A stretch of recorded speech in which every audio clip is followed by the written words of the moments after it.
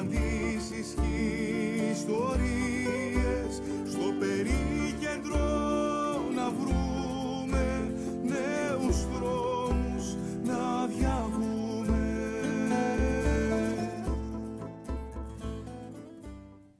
Συνεχίζουμε μαζί με το Περίκεντρο, φίλες και φίλοι. Μαζί μας στο στούντιο είναι ο κύριος Βασίλης Έξαρχος, γεωπόνος και υποψήφιος διδάκτορ εδαφολογίας.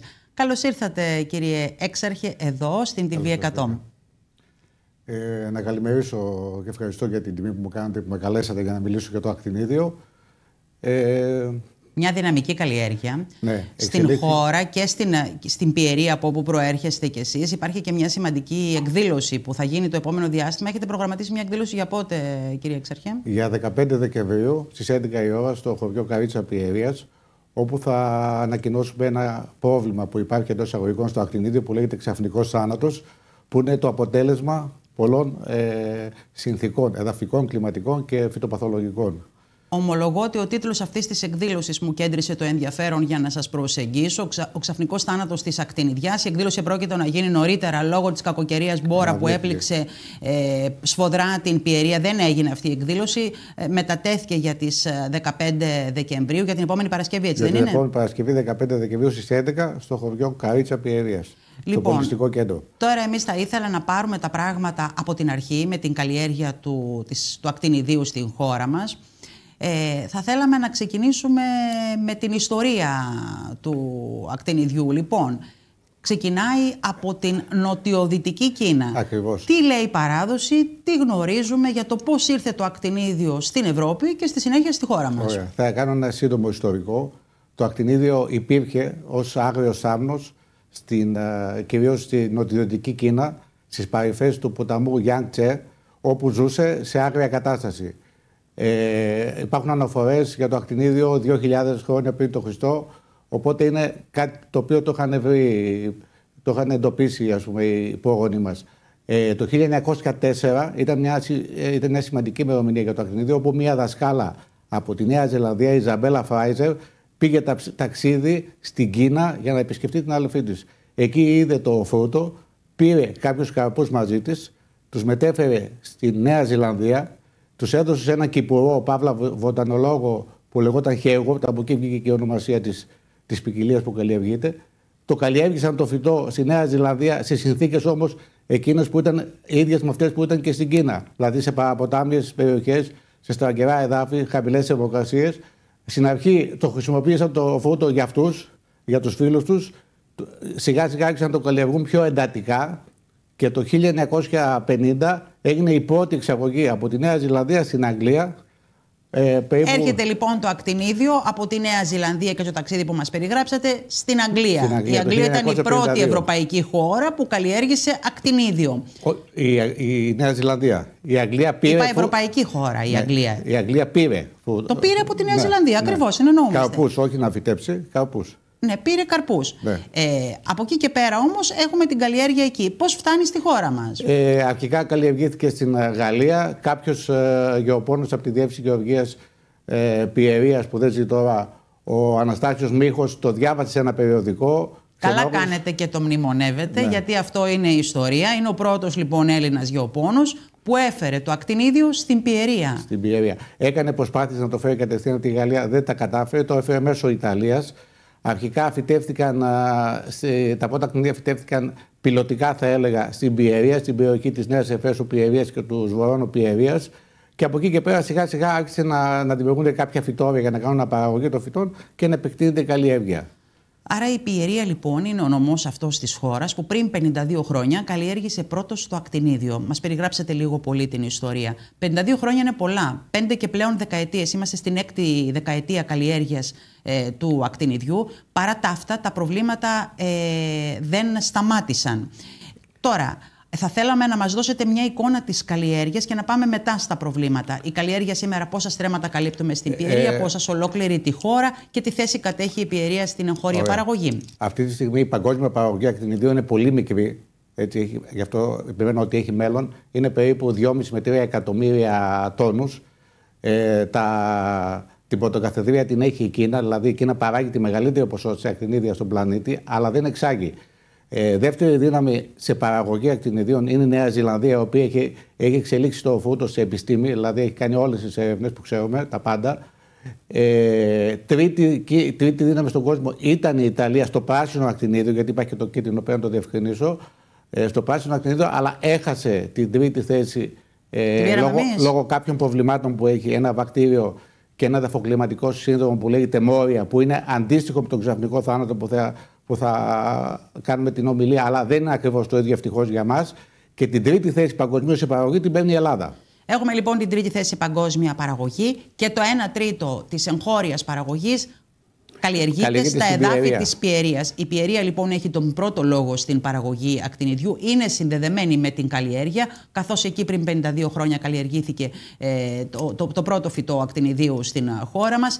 Είδαμε την πορεία, η πορεία είναι καλή, αλλά τώρα έχουμε ζητήματα. Μας είπατε το βακτήριο που πλήττει τις καλλιέργειες στην Ιταλία. Τώρα αλλά δεν πλήγει εμάς, ευτυχώς για εμάς, και από ό,τι φαίνεται δεν θα γίνει αυτό λόγω των κλιματικών συνθήκων. Μακάρι να μην γίνει. Τώρα με τα δικά μας προβλήματα όμως, με το ξαφνικό θάνατο της ακτινιδιάς, εκεί είναι λογικό όταν μια καλλιέργεια επεκτείνεται σε χιλιάδες στρέμματα, δηλαδή αυτή τη στιγμή η Ελλάδα καλλιεργεί περίπου γύρω στις 130.000 στρέμματα, κάποιες ασθένειες να επεκτείνονται πιο εύκολα. Έτσι, γιατί μεταφέρονται πολλαπλασιαστικό υλικό, δεν τηρείται η υγιεινή από τους Έλληνες αγρότες όσον αφορά τα κλαδευτήρια και όλους τους τόπους φυτοπροστασίας. Αυτό είναι φυσιολογικό. Τώρα, μέσα σε αυτό το θέμα, δηλαδή στην επέκταση κάποιων ασθενειών που δεν υπήρχαν πριν, ήρθε και έδεσε η κλιματική αλλαγή. Η εντατική καλλιέργεια, τα νέα παθογόνα και η κλιματική αλλαγή έκαναν ένα σύμπλοκο που σε ορισμένες περιπτώσεις οδηγούν τα φυτά εκεί που είναι κανονικά το καλοκαίρι σε ξαφνικό θάνατο. Άρα μου λέτε το καλοκαίρι, οι παρατεταμένες ζέστες, οι καυτές ημέρες και καυτές νύχτες τα κάψαν τα φυτά. Δεν μπορούσαν να αναπνεύσουν ούτε τη μέρα ούτε τη νύχτα. Η έλλειψη βροχοπτώσεων που βλέπουμε ένα καλοκαίρι που δεν βρέχει καθόλου σχεδόν, γιατί η βροχή είναι διαφορετική από την άβρεση. Ξηρασία λοιπόν, υψηλές θερμοκρασίες. Δεν είναι μαθημένο το φυτό να ζει σε αυτές τις συνθήκες, οπότε καταπονείται. Μου λέτε ότι ήρθα από άλλες χώρες με άλλα συστήματα, παραποτάμια καλλιεργούνταν τα πρώτα φυτά. Όταν τώρα το καίστο φυτό κάθε μέρα με 40 βαθμούς και το φετινό καλοκαίρι ήταν τραγικό για ολόκληρη τη χώρα, υπέφεραν και τα ακτινίδια. Και δεν ξέρουμε τι θα γίνει στο μέλλον, έτσι. Δεν ξέρουμε τι θα γίνει στο μέλλον. Υποψιαζόμαστε ότι η κλιματική αλλαγή ήρθε για να μείνει. Εσείς οι γεωπόνοι έχετε καλύτερη εικόνα. Είναι η δική σας επιστήμη για όλα αυτά τα ζητήματα. Τώρα εσείς στην ημερίδα που θα κάνετε στις 15 Δεκέμβρη απευθύνεστε στους παραγωγούς, έτσι δεν είναι? Ακριβώς. Τι θα τους πείτε για το θάνατο της ακτινιδιάς? Και στους συναδέλφους γεωπόνους. Είδα τον εξαίρετο Ηλία Ελευθεροχωρινό να μιλάει, τον ομότιμο καθηγητή ζυζανιολογίας που έλκει την καταγωγή του από την Πιερία. Νομίζω είναι ένα κεφάλαιο για την επιστήμη της γεωπονίας. Θα είστε εσείς εκεί. Τώρα, ποια είναι η στόχευση από την ημερίδα, τι θα πείτε? Βασικά τα αίτια, να καταλάβουν οι αγρότες ποια είναι τα αίτια και μετά. Ποια είναι τα αίτια λοιπόν? Τα αίτια είναι, τα ανέφερα προηγουμένως. Καύσωνας και ξηρασία. Ναι, κλιματική αλλαγή, νέα παθογόνα και εντατική καλλιέργεια. Το ακτινίδιο είναι ένα φυτό που δεν θέλει εντατική. Δεν θέλει πολλές φορές να μπαίνει στο χωράφι με τα μηχανήματα, να πατά στο έδαφος, γιατί χάνονται οι μακροπόροι και το έδαφος δεν στραγγίζει καλά μετά. Έτσι παθαίνει συνθήκες ασφυξίας, δηλαδή είναι ένα φυτό δείκτης του καλού εδάφους και ας πούμε, ενός κλίματος που απέχει από αυτό που είναι αυτή τη στιγμή στην Ελλάδα. Την εντατική καλλιέργεια δεν μπορούμε να την αλλάξουμε, είμαστε στις εντατικές καλλιέργειες. Τι να κάνουμε δηλαδή? Μπορούμε να τη μειώσουμε, ειδικά σε εδάφη που έχουν πολύ άργυλο, όπου οι Έλληνες αγρότες κακώς μπαίνουν με μηχανήματα, ειδικά και όταν είναι βεγμένο το χώμα και πατάνε το έδαφος. Αυτό είναι μη αναστρέψιμο μετά από ένα σημείο. Χάνονται οι μεγάλοι πόροι του εδάφους. Και το νερό στέκεται πολλή ώρα στο επιφανειακό κομμάτι, δεν στραγγίζει καλά. Άρα υπάρχουν και ζητήματα, μου λέτε, υπάρχει και έλλειψη γνώσης. Ακριβώς. Εμείς τι λέμε, την κλιματική αλλαγή δεν μπορούμε να την καταπολεμήσουμε. Τι μπορούμε να καταπολεμήσουμε? Τα παθογόνα, έγκαιρους ψεκασμούς που δεν είναι πολλοί, και θα αναφερθώ λίγο μετά σε αυτό, δεν έχει πολλούς ψεκασμούς το ακτινίδιο. Και το δεύτερο κομμάτι είναι μη αειφορική διαχείριση. Δηλαδή, αφήνουμε χόρτα, δεν μπαίνουμε πολλές φορές χωρίς λόγο στο χωράφι, ποτίζουμε σωστά. Κάνουμε διάφορες καλλιέργειες. Άρα αφήνουμε λίγο το ακτινίδιο ήσυχο, μου λέτε, δεν το τρελαίνουμε. Όπως το καλλιεργούν και οι Νέοι Ζηλανδοί που το έχουν ανάγκη σε επιστήμη. Έτσι. Γιατί έχουν την καλύτερη ποιότητα στον κόσμο και την καλύτερη, ας πούμε, διαχείριση. Ποια είναι η άποψή σας για την επόμενη χρονιά? Πιστεύετε ότι θα υπάρχει πτώση στην εγχώρια παραγωγή λόγω όλων αυτών των συνθήκων? Ποια είναι η εικόνα σας? Κοιτάξτε, δεν έχουμε αυτή τη στιγμή εικόνα. Αυτό που ξέρουμε είναι ότι η τιμή πήγε πάρα πολύ καλά, ότι είναι μια πολύ ποσοδοφόρα. Πόσο πουλήσατε? Ο μέσος όρος ήταν γύρω στο 1 ευρώ. 1 ευρώ ο παραγωγός. Ακριβώς. Αν σκεφτούμε ότι κάποιοι είχαν από 2 μέχρι 4,5-5 τόνους, Φανταστείτε ότι αυτή η τιμή δεν έχει προηγούμενο σε καμία καλλιέργεια στην Ελλάδα. Είναι ιστορικά οι ανώτερες τιμές που μπορεί να πιάσει. Ιστορικό ρεκόρ λοιπόν στα ψηλά το ακτινίδιο. Δύσκολη χρονιά βέβαια για το φυτό λόγω της κατάστασης που περιγράψαμε. Θα ενημερώσετε τους αγρότες τι μελιγενέστε από εδώ και πέρα.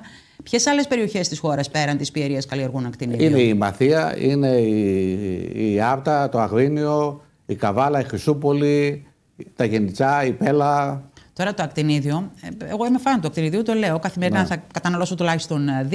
Έχει εξαιρετικές ιδιότητες. Όσοι πάσχουν από ζάχαρο, έχει χαμηλό γλυκαιμικό δείκτη. Αν θέλετε λίγο να σας πω εντάχει. Πολύ σύντομα για να κλείσουμε. Ναι, λοιπόν, το ακτινίδιο είναι ένα superfood. Έχει βιταμίνη C περισσότερο από το πορτοκάλι, έχει κάλιο περισσότερο από την μπανάνα, έχει σεροτονίνη, βοηθάει στον ύπνο δηλαδή. Έχει φιλικό οξύ, έχει σύμπλευμα βιταμινών Β που είναι για τον εγκέφαλο ό,τι καλύτερο. Έχει την ακτινιδίνη, μια πρωτεΐνη που βοηθάει στην πέψη και στην εύρυθμη λειτουργία του πεπτικού συστήματος. Βοηθάει στον νοσοποιητικό λόγω της βιταμίνης C. Βοηθάει στην επιδερμίδα, έχει πολύ καλή λόγω του κολαγόνου που έχει. Για να 2 ακτινίδια τη μέρα το γιατρό τον κάνουν πέρα, κύριε Έξαρχο. Ναι, και έχει βγει μια μελέτη καινούργια όπου όσοι έχουν πρόβλημα τον ύπνο, 2 ακτινίδια πρώτου ύπνου αυξάνουν τα επίπεδα της σεροτονίνης, τη γνωστή σεροτονίνης που χαλαρώνει τον οργανισμό και κοιμόμαστε καλύτερα. Σας ευχαριστούμε. Άρα, αν περιμένετε, έχουμε ένα superfood το οποίο δεν ψεκάζεται με πολλά, και αυτό πρέπει να το πω, δεν ψεκάζεται είναι πολλά. καθαρό, δεν είναι βαρύ, δεν είναι φορτωμένο. Δεν είναι φορτωμένο με φυτοφάρμακα. Δεν έχει ζυζάνια το ακτινίδιο για να το φορτώνουμε, να ραντίζουμε, να ξαναραντίζουμε όπως άλλες καλλιέργειες, δεν τις αναφέρουμε τώρα. Τουλάχιστον 5 ψεκασμούς όταν οι άλλες καλλιέργειες έχουν 30. Άρα, χαμηλό αποτύπωμα σε φυτοφάρμακα, superfood, διατηρείται στο σπίτι όπως ξέρετε για πολύ καιρό. Και υπάρχει και ένα κόλπο τώρα να τη διατηρούμε όταν είναι πολύ σκληρά τα ακτινίδια. Ναι, τι τα κάνουμε για να κλείσουμε με αυτό? Πολλές φορές παίρνουμε ακτινίδια που είναι μαλακά και σκληρά. Τα μαλακά τα βάζουμε στο ψυγείο για να τα φάμε σταδιακά. Τα σκληρά κόβουμε ένα μήλο, τα βάζουμε τα σκληρά σε μια σακούλα. Επειδή το μήλο κλείει μια αέρια ορμόνη που λέγεται εθιλένιο, οριμάζει τα ακτινίδια. Και ένα τελευταίο, αν μου επιτρέπετε, τελευταίο, όταν σε λίγο καιρό 1 δισεκατομμύριο άτομα σε αυτόν τον πλανήτη θα ασχολούνται με τα επίπεδα ζαχάρου στο αίμα τους, το ακτινίδιο είναι ένα φρούτο το οποίο έχει χαμηλό γλυκαιμικό δείκτη.